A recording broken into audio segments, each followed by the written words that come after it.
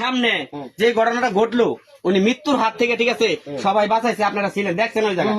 হ্যাঁ, এই মেয়ে নিয়ে আমি সংসার করতে পারবো না, যে কোনো সময় দুর্ঘটনা করতে পারে। অতএব আমি চাইতেছি এই মালাটা, ঠিক আছে, আমি ওনার গলায় দিয়ে দিতেছি। হ্যাঁ, উনি সংসারটা করুক। আমি চাই যে আমি নিজে হাতে উড়াই দিই, আমি উড়াই দিই। দাঁড়ান ভাই, শোনেন, আপনি ভালোবাসেন, আপনি প্রকাশ করেন নাই, জানেন না। আমার কথাটা শুন, একটা ক্ষতি বড় ধরনের হাত থেকে ক্ষতি বাঁচাই দিছি, এরা দুইজনে ভালোবাসে, এখন এদের সংসার আরো সুন্দর যাবো। আমি